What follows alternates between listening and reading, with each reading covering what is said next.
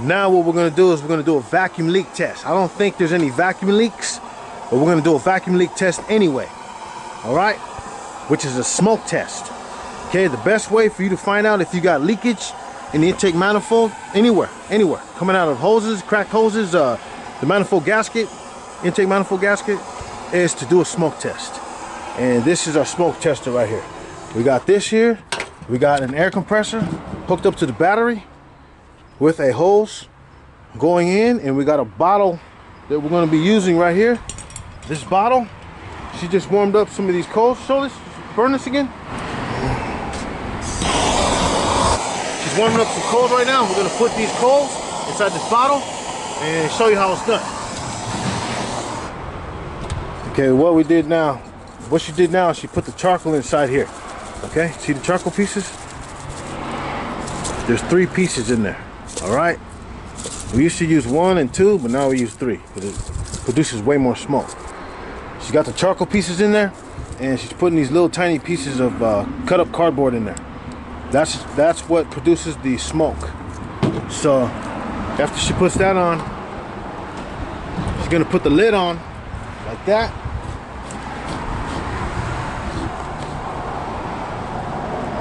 And she's gonna start up the compressor, which is hooked up to this battery here, with this deal here. Okay, all right, go for it. Got smoke in there. That smoke's gonna be forced into the intake manifold, and then if we have any leaks, and then that's where a vacuum leak is at. We normally go off of this hose right here.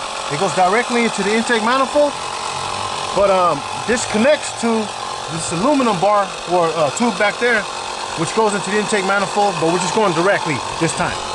Okay, so either one, as long as you're below the throttle plate, okay, and you're putting you're forcing air in, and then you're good to go. So now she's got the light, and she's gonna look for any vacuum leaks or any smoke below the intake manifold or wherever, anyway. Okay, see, this is how it works. This is okay though. There's nothing wrong with that. The smoke is being forced inside here, coming out of the throttle plate and through here. Okay? That's perfectly fine. That's not what we're looking for. We're looking for leaks over here. Okay? And so far I don't see any leaks. So I don't think we have an issue with having a vacuum leak, because a vacuum leak will definitely cause random multiple misfires. Okay? Depending on how big it is. But I don't see any leakage coming out of here. Nothing? I don't see anything either. Yeah. So I think we're good. We're gonna sit here for a little while and see if we come up with anything. But I seriously doubt we have a leak, because it would have been leaking out already. Let's see how fast this came out. Any kind of leak over here would have came out that quick. Okay, because we got a ton of smoke coming out of that bottle right there into here. So now this smoke test right here is just telling us that we have no vacuum leaks. So we're good to go as far as that. So we know the vacuum leak is not the cause of the misfire. So let's move on. Let me show you what I'm talking about. Pull this off. See all that smoke? That's how good, fast and strong this smoke works, man. Look at that. That is caused by that. That's all we got. This is homemade, man. Pick it up. And check this out. Open that up. That's where our smoke is at. Okay? This whole intake manifold right here is filled up with smoke right now. This entire intake manifold. So anyways, this test is done. This verifies that we do not have a vacuum leak anywhere down here, okay? Okay, you guys wanna know how to make this? All this is a thick glass, all right? It's gonna crack, I know that later on, but I like it because I can see through it. And all I gotta do is just clean out the inside. But just use something more stronger than this, something that won't crack. I just prefer to use this, you know? If that one breaks, I'll just make another one. But the key is in this. This is the key right here. All this is spark plug stuff. These are spark plug boots. These came off a wire, different wires. Even this right here.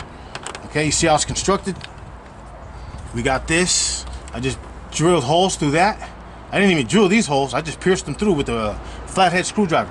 And I bent them out of the way. and I forced these in there. I left them a little long, forced them in there, which is this. This is another spark plug boot. Man, just keep it homemade, man. That way you don't got to spend too much money.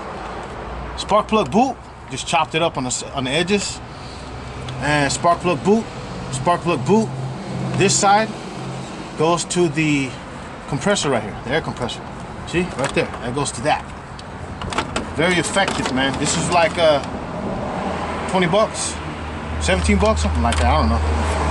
That's that, and it's that simple, man. This is the key though right here. You gotta have an inlet, then an outlet, okay? The outlet goes straight to the intake manifold.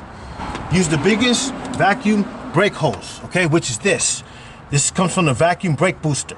Goes straight to your intake manifold, and that's the biggest hose you have on your vehicle that contains vacuum. So all we did is pull it off of that. Sometimes you got to make a T. Sometimes no, they don't need this. That's for vacuum leak, something else. That's for the vacuum gauge. So that's what you do. Hook it up here, and just good to go. Now we can put this back on because we're done with the test. And how did I seal it? Silicone. This is silicone. Let it sit for a whole day. All right. It's that simple. It's all about producing results. Get the job done. Of course, do a good job on your car, but when it comes to this stuff, man, get it done, man. Handle it. It's that simple. Homemade vacuum leak tester, smoke tester. See if you got any vacuum leaks, to see if those vacuum leaks are causing the misfires, which is the P0300, which is the random multiple misfire code. And that's how you handle it. Homemade smoke tester. Don't even go buy one, man. Make this stuff. Just improvise, man, and make it work. Be innovative and go handle it. Okay, now what I have here is a spray bottle. This is soap and water. I'm gonna spray it around these areas to see if any changes occur in the engine RPM speed. Spray down here.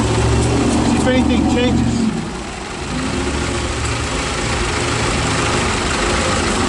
Because if there's a leak in the intake manifold gasket, then that'll let me know that, then the engine will kind of stumble. That'll let me know that we have a leak there. So, nothing's happening with this water, okay? And I'm drowning it too. That's perfectly fine to do this, all right? Just don't put it on the coils and anything.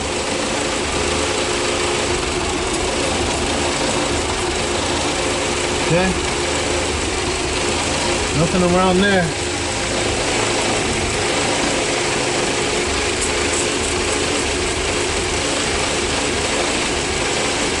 Back in the days, I used to use the carburetor spray with the nozzle on it, but that's kind of dangerous, man, because a couple times I did that and it caught fire, okay, on the engine, because I hit the spark plug wires, you know, and the spark would make this light up.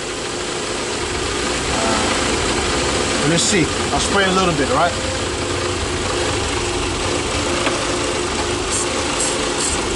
What you're looking for is a change in the RPM.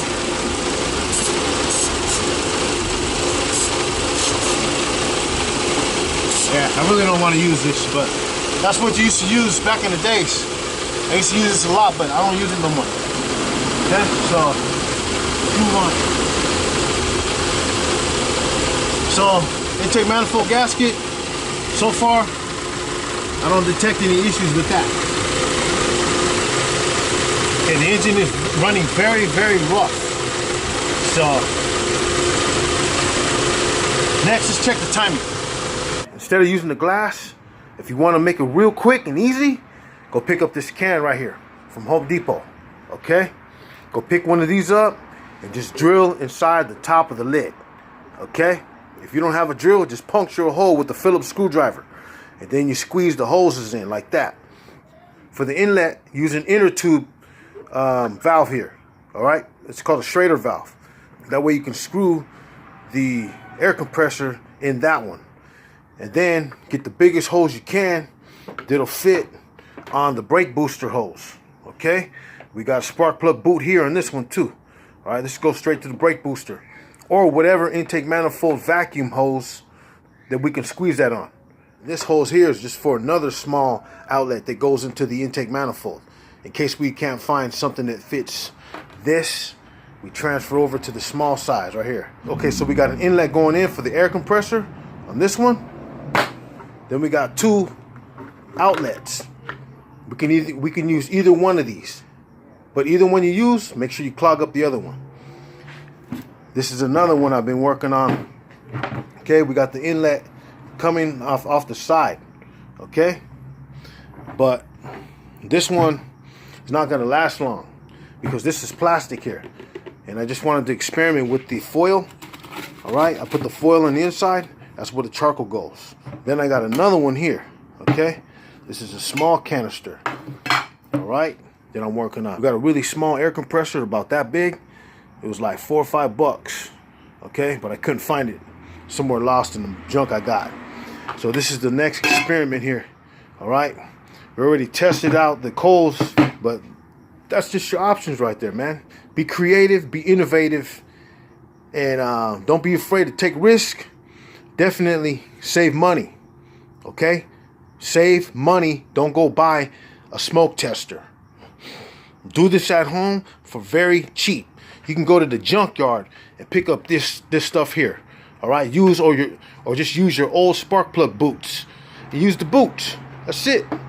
Schrader valve, hoses. All right, silicone.